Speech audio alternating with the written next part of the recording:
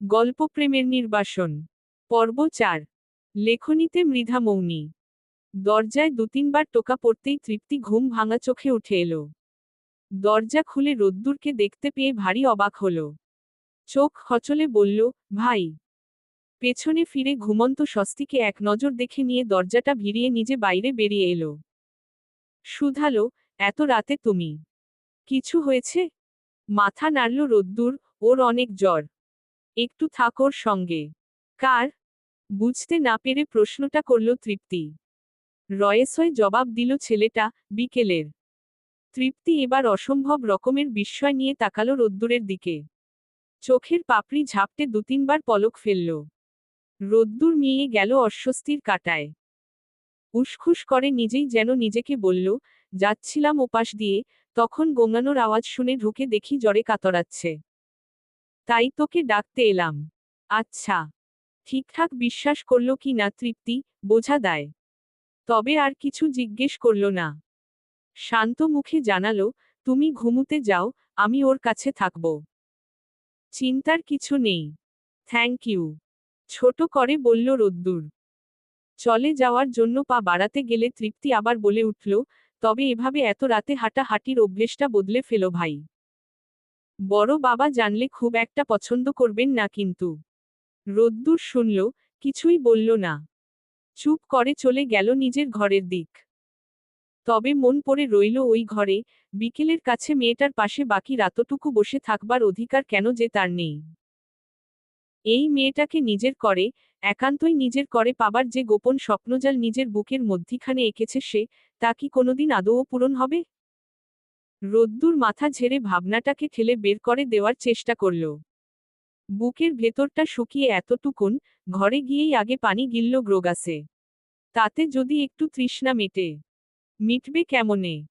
এ তৃষ্ণা যে অন্য কাউকে কাছে পাবার আজন্ম তৃষ্ণা। শীতের ছোট দিনগুলো বড় দ্রুত ফুরিয়ে যায়। যখন বিকেলের ঘুম ভাঙল, তখন বাইরের আকাশজুড়ে ধূসর কুয়াশার এক নিরেট চাদর। সূর্যটা অনেক আগেই সেই মেঘের আড়ালে মুখ লুকিয়েছে। উত্তুরে হাওয়া ততক্ষণে তার ধারালো দাঁত বসাতে শুরু করেছে ধরণীর বুকে, জানালার পাশ দিয়ে বয়ে যাওয়া বাতাসের শনশন শব্দে এক রুক্ষ, শুষ্ক হাহাকার। বিকেল অনেকক্ষণ মূর্তির মতো বিছানায় বসে রইল। মাথাটা অসম্ভব ভারী হয়ে আছে, যেন ভেতরে কেউ পাথরের বোঝা চাপিয়ে দিয়েছে। সারা শরীরে রাজ্যের অসহ্য ব্যথা মনে হচ্ছে বিষপিঁপড়ের দলহারের মজ্জার ভেতর কামড়ে ধরছে অবলীলায়। মগজে ভেতরটা ভোঁতা, অসার, নিজেকে খুব দিশেহারা আর শূন্য লাগছে ওর। ঘরের ভারী পর্দাগুলো টানা থাকায় বাইরের আলো ঠিক ধরা যাচ্ছে না। বিকেল কিছুতেই মেলাতে পারছে না এটা কোন বেলা, ভোর নাকি সন্ধ্যা। কতক্ষণ ঘুমিয়েছে সে? কেউ কি একবারও তাকে ডাকতে আসেনি? অজস্র প্রশ্ন আর নিজস্ব ভাবনায় যখন বিকেলের মস্তিষ্ক আরো ভারাক্রান্ত, ঠিক তখনই দরজার কবজা ঘুরে গেল। ঘরে ঢুকলেন আইরিন ফুপু। তার হাতে এক থালা ধোয়া ওঠা ভাত। ফুপুকে দেখে বিকেল সব ক্লান্তি ঝেড়ে ফেলে একটা কাচুমাচু হাসি দেওয়ার চেষ্টা করল। সহাস্য বদনে জিজ্ঞেস করল, এটা কোন বেলা গো ফুপ্পি? রাত হয়ে গেল নাকি? আইরিন ভ্রু কুঁচকে ওর দিকে তাকালেন। তারপর খাটের পাশে ভাতের থালাটা রেখে বললেন, বাপরে বাপ। কথা শুনে তো মনে হচ্ছে মহারানীর হুঁশ ফিরেছে। পুরোপুরি সুস্থ হয়েছিস তবে? বিকেল অবাক হয়ে শুধাল, কেন? আমার আবার কি হয়েছিল? ও মা! মনে নেই? জ্বরে যে তুগলকি কাণ্ডটা করলি কাল রাত থেকে। দুইবার বমি করে ভাসিয়ে দিলি সব। একবার তো আমার গায়ের ওপরেই। আর সারাটা সময় কি সব আবোলতাবোল বকছিলি খোদা মালুম। একটু থেমে বিকেলের চোখের দিকে তীক্ষ্ণ নজর দিলেন, আচ্ছা, এই উদয় ছেলেটাকে রে? সারা রাত উদয় উদয় করে অস্থির হয়েছিলি?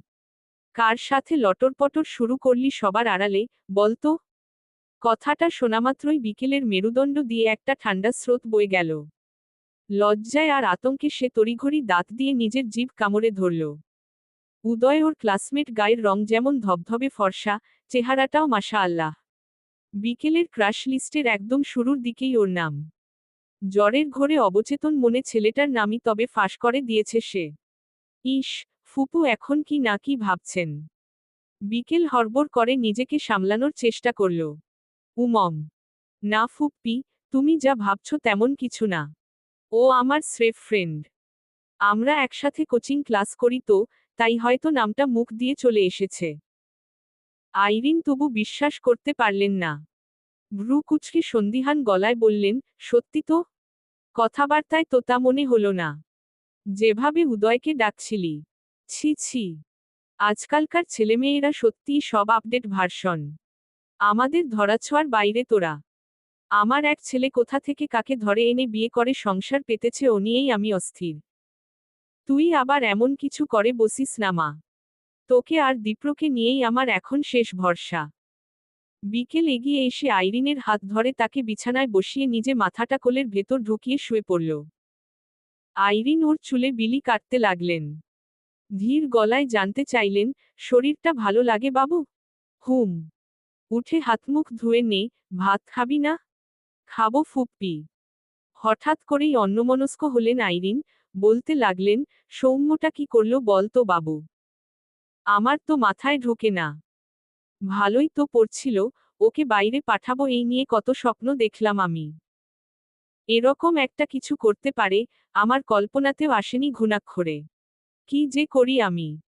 বিকেল উঠে বসে মুখোমুখি হলো, মেনে নাও ফুপ্পি। তাহলে দুপক্ষই ভালো থাকবে। সৌম্য ভাইয়া খুব ভালো ছেলে।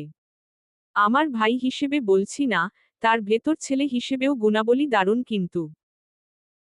আজকাল সবাই মোবাইল, ফেসবুক এসবে মজে থাকে, সেখানে ভাইয়া সবসময় পড়াশোনা নিয়ে সিরিয়াস, ফ্যামিলিকে টাইম দিতে সর্বদা প্রস্তুত, কোনো বাজে আড্ডা নেই, বাইরে অকারণে যাওয়াটাও পছন্দ করে না। সে যেহেতু এমন একটা কাজ করেছে তখন নিশ্চয়ই চাপটা অতিমাত্রায় ছিল। তুমি তো তার মা, তুমি না বুঝলে কে বুঝবে বলো? ওই মেয়েটাও সুন্দর তো। আদব কায়দাও দেখেছি ভালোই। মেনে নাও না ফুপ্পি। প্লিজ। আইরিন এক ভ্রু উঁচিয়ে বললেন, বাপরে, ভাইয়ের হয়ে এত দালালি করতেছিস? কি? ঘুষ টুস খাওয়াইছে নাকি শয়তানটায়? না, যা বলছি মন থেকে, ট্রাস্ট মি। এই মুহূর্তে ভাইয়ার কনফিডেন্স লেভেল একদম ডাউন। মানসিকভাবেও ভেঙেচুরে আছে। ভাবছে, এরকম কিছু করার জন্য নিশ্চয়ই তোমরা সবাই তাকে পর করে দেবে। এখন যদি সত্যি সত্যি সবাই মিলে একসেপ্ট না করো, তাহলে ভাইয়ার ধারণা সত্যি প্রমাণিত হবে এবং ভাইয়া আরও মানসিকভাবে ডাউন হয়ে যাবে। তুমি কি এটা চাও বলো? তখন দেখা যাবে, পড়াশোনা থেকে শুরু করে ক্যারিয়ার, সব দিকেই ভাইয়া পিছিয়ে পড়বে। তুমি নিশ্চয়ই এমন কিছু চাইবে না। তাই এটাই ভালো, মেনে নাও, সাপোর্ট দাও, সাহস দাও। দেখবে সব ঠিক হয়ে যাবে। আইরিন ভারী বিস্ময় পলক ঝাপটালেন, গলার পারদ স্তম্ভিত করে বললেন, বাপরে বাপ, তুই দেখি বিরাট বড় হয়ে গেছিস। আমি তোকে অযথাই এইটুকুনি ভাবছি। কত জ্ঞানের জ্ঞানের কথা বললি। বিকেল লজ্জা পাওয়ার ঢং করে বলল, যাও তো ফুপ্পি। না সত্যিই, মেয়ে দেখি বিয়ে দেওয়ার সময় চলে এসেছে হু। বিকেল মুখ ভেঙালো, আমি বিয়েই করব না কোনোদিন। কেন? এমনি। আমি চলে গেলে তোমাদের সবাইকে জ্বালিয়ে পুড়িয়ে ছারখার করবে কে? সে তো তুইই করবি সবসময়, কিন্তু বিয়ে তো করতেই হবে সোনামনি। জানিস তো, এই জীবনের সবচেয়ে বড় পাওয়া কি? মনের মতো একটা মানুষ পাওয়া। নিজের মানুষ, আপন মানুষ। শেষ বয়সে তোর সঙ্গে কেউ থাকবে না, থাকবে শুধু তোর ওই একান্ত নিজের মানুষটা। সেই হবে তোর সুখ দুঃখের সঙ্গী। বিকেল চুপ করে রইল। কিছু বলল না সঙ্গে সঙ্গে। হঠাৎ করেই কথাটা তার মস্তিষ্কে গিয়ে আঘাত করেছে। একটা নিজের মানুষ, আপন মানুষ, শেষ বয়সের সঙ্গী এভাবে কখনো ভাবা হয়নি। আচ্ছা, এরকম কেউ কি সত্যি হয়? হবে কোনোদিন ওর জীবনে? নাকি সবটাই রূপকথার গল্পে সম্ভব? বাস্তবতা আসলে কি? আইরিনের স্পর্শে ধ্যান ভেঙে গেল ওর। ফ্যালফ্যাল দৃষ্টিতে তাকালো ফুপুর দিকে, আইরিন নরম সুরে বললেন, অত চিন্তা করিস না। জীবন যখন শুরু হয়েছে, একটা পথে গিয়ে শেষও হবে। তুই শুধু হালটা শক্ত করে ধরে থাকবি, সব সময়। আজ হয়তো বুঝতে পারছিস না, কিন্তু একদিন বুঝবি, ফুপু তোকে কোন হাল শক্ত করে ধরার জন্য বলেছি। এবার নে, ওঠ ঝটপট, ভাতটা খেয়ে আমায় উদ্ধার কর। মেডিসিন খাবি না? জ্বর সেরে যায়নি তো? আবার রাতে ওঠে যদি। ওঠ তাড়াতাড়ি। বিকেল হঠাৎ আইরিনকে দুহাতে শক্ত করে জড়িয়ে ধরে তার গালে গাল ঘষে বলল, তুমি একটা চকলেট, সত্যি? এন্ড আই লাভ চকলেট ফুপ্পি। আইরিন হাসলেন প্রত্যুত্তরে। ঘরটির গঠন কিছুটা অদ্ভুত, ত্রিকোণ আকৃতির। তার ঠিক মাঝামাঝি দখল করে আছে বিশাল এক পুরনো আমলের খাট। খাটের চার কোণে চারটি কাঠের স্ট্যান্ড সগর্বে দাঁড়িয়ে, যেন কোনো প্রাচীন দুর্গের প্রহরী। এক কোণে দেয়ালের সাথে খুব টেনেটুনে গুজে দেওয়া হয়েছে ছোট একটি কাঠের টেবিল। তার ওপর অগোছালো অবস্থায় পড়ে থাকা কতগুলো বইয়ের স্তূপ, আর বইগুলোর ওপর ঝুঁকে দাঁড়িয়ে আছে একটি একলা স্টাডি ল্যাম্প। বাম পাশের দেয়াল ঘেঁষে পাশাপাশি দুটি পড়ার টেবিল, একটি দীপ্রর, অন্যটি সৌম্যর। দুই ভাই ছোট থেকেই এই টেবিলে পাশাপাশি বসে শৈশব থেকে কৈশোরে পা রেখেছে। এছাড়া ঘরে একটি আলনা আর ছোট একখানা ওয়ার্ড্রপ ছাড়া আর তেমন আসবাব নেই। ঘরের সাজসজ্জায় ছেলেদের রুক্ষ আর সাদামাটা একটা ছাপ স্পষ্ট। এই ঘরেই আদিবার বাসর রাত কেটেছে। বিবাহিত জীবনের প্রথম রাত। তাও আবার সেই মানুষটির সঙ্গে, যাকে সে তার এক জীবনের সমস্ত আকাঙ্ক্ষা দিয়ে চেয়ে এসেছিল। এই রাতটিকে ঘিরে প্রতিটি মেয়ের মনে যে নীল স্বপ্নের বুনন থাকে, যে শিহরণ আর দমবন্ধ করা অনুভূতির পাহাড় জমা থাকে হৃদয়ের মণিকোঠায়, তার ছিটেফোঁটাও কাল রাতে স্পর্শ করেনি আদিবাকে। সৌম্যর ভেতর কেমন এক অদ্ভুত জোরতা, এক দুর্ভেদ্য দেয়াল গড়ে উঠেছিল। দু চারটি অতি সাধারণ কথা সেরে সে কখন যে ঘুমের রাজ্যে পাড়ি দিয়েছিল, আদিবা টেরও পায়নি। বিপরীতে আদিবার সারা রাত চোখের পাতা এক হয়নি। বুকের গহীন থেকে এক অজানা অস্বস্তি বারবার ঢেউ দিয়ে উঠছিল। খুব ইচ্ছে করছিল সৌম্যর হাতটা ধরে দীর্ঘদিনের জমানো সব কথা বলতে, কিন্তু তা আর সম্ভব হয়নি। দুবার ক্ষীণ স্বরে ডাক দেওয়ার পরেও যখন ওপাশ থেকে কোনো সাড়া মিলল না, আদিবা শেষমেশ খাটের এক কোণে গুটিসুটি মেরে শুয়েই কাটিয়েছে বিভীষিকামো রাতটি। ওর চোখে তন্দ্রা নেমেছে ভোরের আজানের পর। সেই যে গভীর ঘুম, তা ভেঙেছে একেবারে দুপুরে, জোহরের আজানের সুর যখন কানে এল।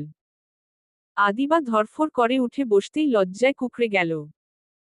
শ্বশুরবাড়িতে তার আজ প্রথম দিন, অথচ লোকলজ্জার তোয়াক্কা না করে সে কি না বেশরমের মতো দুপুর পর্যন্ত হাতপা ছড়িয়ে ঘুমাল। নিজেকে বড় অপরাধী মনে হলো তার। তবে আইরিন তাকে কিছুই বলেননি, বরং সৌম্যর মাধ্যমে খবর নিয়েছেন আদিবা খাবার কোথায় খাবে। আদিবা যখন কাচুমাচু মুখে জানালো সে আলাদাই বসতে চায়, আইরিন আর উচ্চবাচ্য করেননি। গোসল সেরে আদিবা রুমে ফিরতেই দেখল পড়ার টেবিলের ওপর পরিপাটি করে ভাত বাড়া রয়েছে। এক চিলতে স্বস্তি হয়তো পেল মেয়েটা, কিন্তু একটা সূক্ষ্ম কাঁটা তার বুকের ভেতর সারাক্ষণ বিঁধছে। হঠাৎ করে সৌম্যর হলোটা কি? ছেলেটা স্বভাবত শান্ত হলেও আদিবার সাথে তো বরাবরই চঞ্চল আর প্রাণবন্ত ছিল। আজ যখন সে সৌম্যকে নিজের একচ্ছত্র অধিপতি হিসেবে পেল, তখন কেন এই নিস্তব্ধতা? কেন নেই কোনো অনুভূতির ছোঁয়া, কোনো চেনা উত্তেজনা? আদিবার মনে হচ্ছে সৌম্য যেন নিজের মধ্যে নেই, যেন ওর চেনা সত্তাটি কোনো এক গহীন অন্ধকারে গা ঢাকা দিয়েছে। এই প্রশ্নটি আদিবাকে বারবার করে করে খাচ্ছে, অথচ এই নীরব হাহাকার সে কাউকে মুখ ফুটে বলতেও পারছে না। জানালা খুলে রেখেছ কেন এই ভর সন্ধ্যা বেলায়?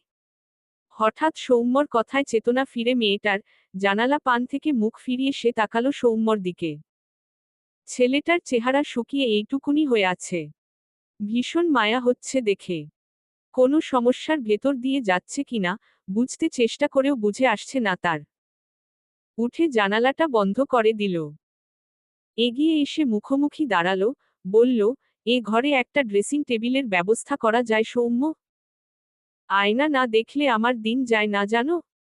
পুরাতন অভ্যাস বদলে ফেলো আদু। আমাদের ঘরে একটাই ড্রেসিং টেবিল, তাও মায়ের ঘরে। আমার তো ইনকাম নেই যে কিনে দেব, আর মায়েরটাও চাওয়া সম্ভব না। বেকার ছেলের হাত ধরেছ, অ্যাডজাস্টমেন্ট তো তোমাকেই করতে হবে। আদিবা সৌম্যর একটা হাত আঁকড়ে ধরে বলল, এভাবে বলছো কেন? তোমার জন্য একটা না, 100টা অ্যাডজাস্টমেন্ট সইতে রাজি আমি। তোমার কি হয়েছে হোম? এত মন মরা, চুপচাপ। হাত ছাড়িয়ে নিল সৌম্য, দায়সারাভাবে বলল, তেমন কিছু না। হঠাৎ করে সব হলো তো, আস্তে ধীরে ঠিক হয়ে যাবে। আমায় বিয়ে করে পস্তাচ্ছ বুঝি? আদিবার এমন কথার উত্তরে সৌম্য কপালে কয়েকটি ভাঁজ ফেলে বলে উঠল, আজেবাজে কথা বলবে না তো। এমনিতেই ভালো লাগছে না। আর শোনো, সারাদিন এমন ঘরে বসে না থেকে বাইরে বের হও, গল্প টল্প করো, সবার সঙ্গে মিশতে চেষ্টা করো। তোমায় এই বাড়ির একজন হয়েই থাকতে হবে। আর যেভাবে এই সংসারে এসেছ, তাতে কেউ যেচে পড়ে তোমার কাছে আসবে না, বরং তোমাকেই সবার কাছে যেতে হবে। তোমার বাড়িতে কেউ আমাকে পছন্দ করেনি ঠিকঠাক, তাই না? না করাটাই কি স্বাভাবিক না আদু? কেউ আশাই করেনি আমি এমন কিছু একটা করে ফেলব। তাহলে কেন বিয়েটা করলে সৌম্য? সৌম্য আদিবার চোখের দিকে তাকিয়ে বলল, তুমি জবাবটা জানো। আদিবা উত্তর দিতে পারল না আর। একটা ছোট নিঃশ্বাস ফেলে বেরিয়ে গেল ছেলেটা। আদিবা ধপ করে বিছানার উপর বসে পড়ল। সৌম্যকে বিয়ে করে সে কি জীবনের আরও একটা ভুল বাড়ালো? প্রশ্নটা কামড়ে ধরল হৃদমাঝার। বিকেলের এক অদ্ভুত নেশা আছে। রাতবিরাতে ছাদে পায়চারি করার ভূত ওর দুই কাঁধে যেন স্থায়ী আস্তানা গেড়েছে। বিশেষ করে গরমকালে সন্ধ্যা নামলেই ওকে আর ঘরের চার দেয়ালের মাঝে আটকে রাখা দায়, তখন ওর আসল ঠিকানা হয়ে ওঠে এই ছাদ।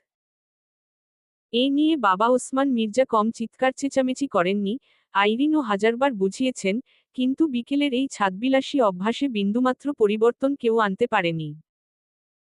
তবে বিকেলের এই ছাদদখলের রাজত্ব চলে ঠিক ততক্ষণ, যতক্ষণ রোদ্দুর বাড়িতে না ফেরে। ওই রাক্ষসটা বাড়ি ফেরার আগেভাগেই বিকেলের সব চটপটে ভাব উধাও হয়ে যায়। তখন সে একদম নিপাট ভদ্রলোক সেজে নিজের ঘরে সেধিয়ে থাকে, হয় পড়ার টেবিলে গভীর মনোযোগের ভান করে, নয়তো মোবাইলে ডুবে থাকে সিনেমার জগতে। রোদ্দুর বাড়িতে থাকলে বিকেল ভুলেও ছাদের সিঁড়িতে পা মারায় না। কিন্তু আজ পরিস্থিতি ভিন্ন। বিকেল আগেভাগেই নিশ্চিত হয়ে নিয়েছে যে রোদ্দুর বাড়িতে নেই। সেই সাতসকালে কোন কাজে বেরিয়েছে, এখনো ফেরার নামগন্ধ নেই। চুলোয় যাক সে, তাতে বিকেলের বয়েই গেল। তৃপ্তি অবশ্য টিপ্পনি কাটতে ছাড়েনি, কুটিল হেসে জিজ্ঞেস করেছিল, কি রে, এখন শরীর কেমন লাগছে তোর? তোর ক্রাশ তো এখনো আনম্যারিড, হু? তৃপ্তির কথা শুনে বিকেল নাকমুখ কুঁচকে জুৎসই একটা ভেঙচি কেটেছে ঠিকই, কিন্তু সরাসরি কোনো উত্তর দেয়নি। মনের গহীনে একটা ভালো লাগার রেশ কাজ করছে এ কথা সত্য, তবে সেই খবর কোনোভাবেই ওই পাষাণ লোকটার কান পর্যন্ত পৌঁছাতে দেওয়া যাবে না। কিছুতেই না। একবার যদি সে টের পায়, তবে বিকেলের সেই পছন্দকে দুর্বলতা ভেবে লোকটা আরও চোটপাট শুরু করবে। এমনিতেই তো তাকে বড় অসহায় মনে করে সে। যখন তখন শাসনের নাম করে বিকেলের ওপর মানসিক অত্যাচার চালায়, অকারণে কাঁদায়, আর হৃদয়ে তুষের আগুন ধরিয়ে দেয়। বিকেলের মনে হয়, সে বুঝি রোদ্দুরকে ঘৃণা করতে শুরু করেছে। হ্যাঁ, ঘৃণাই তো। মন থেকে ওকে চরম ঘৃণা করে সে। নিজের কাল্পনিক ক্রাশ লিস্ট থেকে ওর নামটা লাল কালি দিয়ে কেটে দিয়েছে ও। এই যে এক্ষুনি কাটল, নিজের মনেই বিড়বিড় করে বলল, কাট, কাট, কাট। ক্যান্সেল। বড় করে চেঁচিয়ে যেন নিজেকেই শোনানোর চেষ্টা করল সে, রোদ্দুরের জন্য ওর মনে এক ফোঁটা জায়গা নেই। কিন্তু অষ্টাদশী কিশোরীর অবাধ্য মন বড় কৌতূহলী। কখন যে কোন ছলে কার মায় সে আষ্টেপৃষ্ঠে আটকে যায়, তা সে নিজেও জানে না। বিকেলের এই ঘৃণার আড়ালে কি সত্যিই কোনো অনুরাগের বীজ লুকিয়ে আছে, নাকি পুরোটাই স্রেফ এক জেদি মেয়ের আত্মরক্ষা? বিকেল গম্ভীর নিঃশ্বাস ছাড়ল। ভূতের ন্যায় পায়চারি করতে করতে আকাশের দিকে তাকাল। গাঢ় অন্ধকার জায়গাটা, চাঁদও ডুব দিয়েছে কোথায় যেন। মিটমিটে জ্বলছে নিভছে কয়েকটি তারকারাজি, কুয়াশার ঘন চাদর ফুঁড়ে তাদেরও ঠিকঠাক দেখা যায় না। আজ একটু বেশিই উত্তুরে হাওয়া, বেশিক্ষণ থাকলে দাঁতে দাঁত লেগে পড়তে হবে নির্ঘাত, মনে মনে ভাবল বিকেল। নামবে, তার আগে আবারও চোখ বন্ধ করে বিড়বিড়িয়ে পড়ল, you are block, block, block from my heart list. A dinosaur, a monkey, a. জিনে ধরল নাকি? এই মেয়ে। হুট করেই কথাখানা ভেসে এলো কর্ণকুহরে, একই সঙ্গে ধাক্কা পড়ল পিঠে। বিকেল তড়িঘড়ি চোখ মিলে প্রায় চিৎকার দিয়ে উঠছিলি, তার আগেই রোদ্দুর ওর মুখটা চেপে ধরল।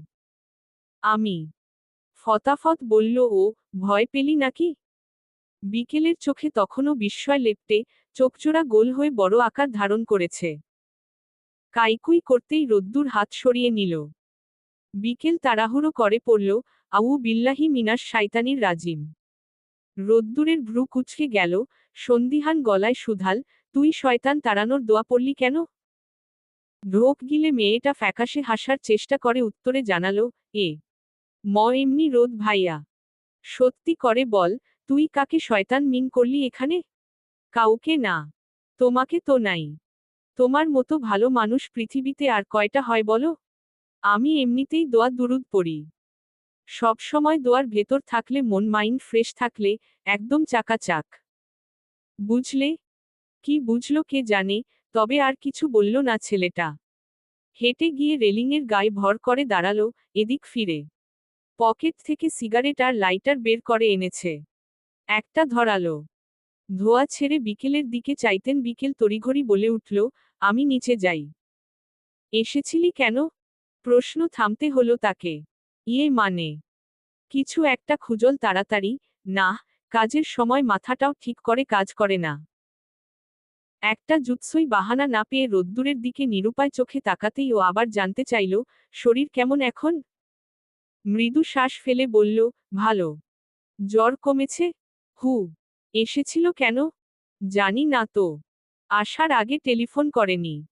আবার আসলে জিজ্ঞেস করব, এবার কেন এসেছিল? রোদ্দুর কটমট করে তাকালো, বিকেল জিভ কামড়াল, ঠোঁট উল্টে আওড়াল, তো আর কি বলবো আমি? জ্বর কেন এসেছিল, তা কি আমি জানি নাকি? তুই না জানলে আর কে জানবে? সব জানা কি আমার ডিপার্টমেন্ট নাকি? তাছাড়া আর কি? উদয়ের কোথায় কোথায় তিল, কত ইঞ্চি লম্বা চুল, থুতনিতে কিসের দাগ সব তো মুখস্থ করে বসে আছিস। বিকেল বিস্ফোরিত নয়নে চাইল। রোদ্দুর টেনে নিল লম্বা টানে নিকোটিন, মুখটা উঁচু করে আকাশের বুকে ছেড়ে দিল ধোঁয়াগুলো। পুনরায় নিচে চাইল, ওই ভীতু কম্পিত মেয়েটির পানে, হিসুইস করে জবাব চাইল, উদয়ের সঙ্গে কি তোর কোচিংমেটকে লাইফমেট করার ধান্দাহু? রো রোদ ভা হইছে, এসব তোতলামির নাটক আমার সামনে করবি না। কানের ঠিক 3 আঙুল নিচে থাবড়া খাবি। বিকেল মাথা নিচু করে ফেলল। অপরাধী কণ্ঠে বলে উঠল, সরি। তবে তুমি যা ভাবছ, তা কিন্তু না। উদয় আমার জাস্ট ফ্রেন্ড, এর বাইরে ওর সঙ্গে কিছু নেই। জাস্ট ফ্রেন্ড হয়ে এই অবস্থা? জ্বরের ঘোরে তার উপর তলা, নিচ তলা সব তলার গল্প বকিস? ছুঁড়ে ফেলে দিল আধখাওয়া সিগারেটটা, এগিয়ে এল তরতর করে, প্রায় ক্যাক করে চেপে ধরল বিকেলের টুটি, একটা চাপা দিয়ে সব প্রেম বের করে দেব তোর, খুব পেকেছিস তাই না? তোর পাকামো আমি বন্ধ করছি। আগামীকাল থেকে নো কোচিং, বাসায় স্যার আসবে, পড়বি। বিকেল ছলছল চোখে তাকালো, প্লিজ। বিড়বিড় করে অনুনয়ের সুরে বলল। তাতে হাতের বাঁধন আরো শক্ত করল রোদ্দুর, no please, my decision is your life from today. এখন তুই বল, মরতে চাস নাকি বাঁচতে? উত্তর দিতে পারল না বোকা মেয়েটা। চোখে পানি চলে এসেছে তার। একে সবকিছু কেড়ে নিয়ে কোন সুখটা পায় এই জল্লাদ ছেলে, কে জানে। চলবে। গল্পটা কেমন লাগলো জানাবেন ও সাবস্ক্রাইব করতে ভুলবেন না প্লিজ।